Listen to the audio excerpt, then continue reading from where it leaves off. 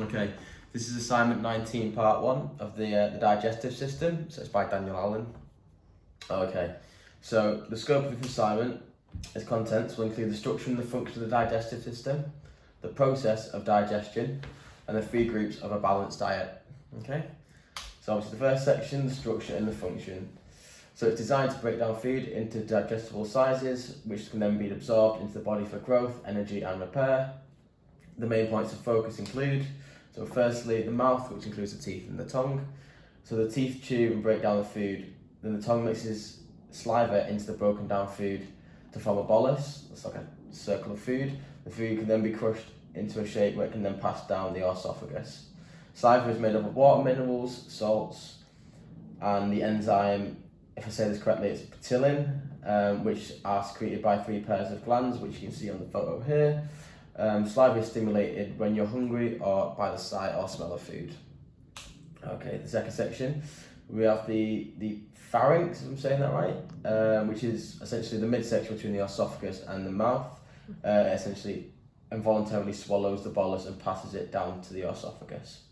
So then we go on to the esophagus. It's around 25 centimeters long. It travels down through the diaphragm, where it transports the bolus to the stomach with the use of gravity and peristalsis, if that's said correctly as well. Okay, then we have the stomach. This is a hollow organ. It chews up the food while mixing it with gastric juices, which is made up of water, hydrochloric acid, mineral salts, enzymes, and intrinsic factor. It's then released from stomach glands to break down the food even more. This fluid-like substance is then called chyme. The chyme then passes down into the small intestine. This is where absorption begins here. I'll get more into that later, but it is 6 to 7 meters in length. It can be divided into the duodenum, the jejunum, and the ileum. And the chyme moves along by peristalsis.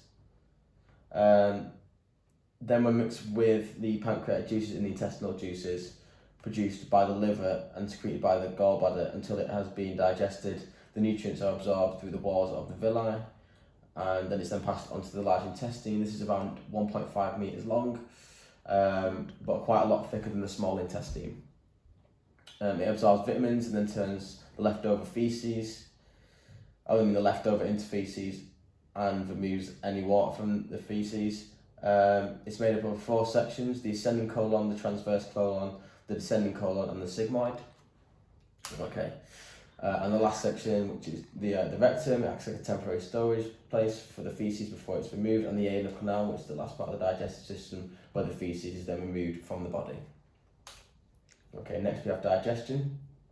For the second section, this is the breaking down of food from large pieces into molecules small enough for absorption, and it's done in 2 different ways. There are mastication from the teeth and the mouth, which is essentially mechanical digestion, and chemical digestion, which starts from the mouth, from the enzymes in the saliva, and continues into the stomach, the small intestine and the large intestine through the use of different chemicals. Okay, so the enzymes that are used to help break down the food molecules for absorption, a specialized protein that acts as a catalyst, speeding up the process of digestion. Different enzymes work best in different parts of the body, depending on the pH level that it's in, essentially if it's acidic or alkali. But they all work around 37 degrees as its optimal level for enzyme productivity. Any hotter they begin to denature, so they stop working altogether, and any cooler the reaction speeds then slows down. Okay, so for example, we have the enzyme pepsin, which is released from the gastric glands. It's designed to attack and break down large proteins. Is what its pH range where it's most optimal is 1.5 to 1.6. Then we have trypsin, for example, which is secreted from the pancreas, and its target molecules are large and small proteins and works at a pH range of about 7.8 to 8.7. Okay, main point of digestion, which is the small and large intestines. Okay, in the small intestine absorbs proteins, lipids, and carbohydrates, and the large intestine removes water and also vitamin K and B12. Okay. The 2 processes that are used for breaking down food is the catabolic and anabolic processes. Catabolic is the breaking down of a molecule in the body. It refers to proteins being broken down into amino acids to be used elsewhere. Opposite from protein synthesis, and is done by a type of recycling. Okay, then we have the anabolic process. Opposite to catabolic, These amino acids are then put back together into protein change, usually for repair or growth. Okay, then we have osmosis.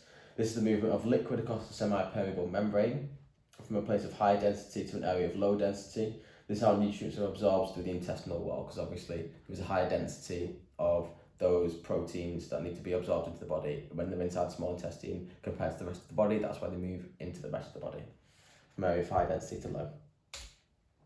Okay, then we have food groups that, for section 3, so we have food groups for balanced diet and their sources. A diet is defined by a set of foods and proteins, a set of foods that a person eats habitually.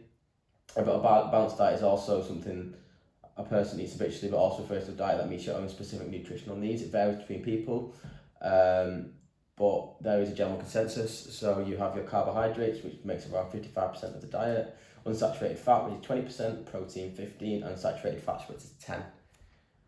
Okay, so we have group 1, which is meat and fish. The main source of protein and may also contain iron and zinc. Group 2, which includes bread, cereal, and potatoes. This group provides the body with carbohydrates. This food helps with working muscles, increasing concentration and energy. Group 3, we have fruit and veg. This food is high in fibre, provides the body with lots of vitamins and minerals. And group 4, this is milk and dairy foods, primarily a source of calcium, but is also great for a source of protein, vitamins, and minerals. And group 5, this food is still an important food group as long as it's consumed in moderation. Obviously, it's a food high in fat and sugar contents. And yes, that's essentially the entire scope of part 1. Thanks for listening.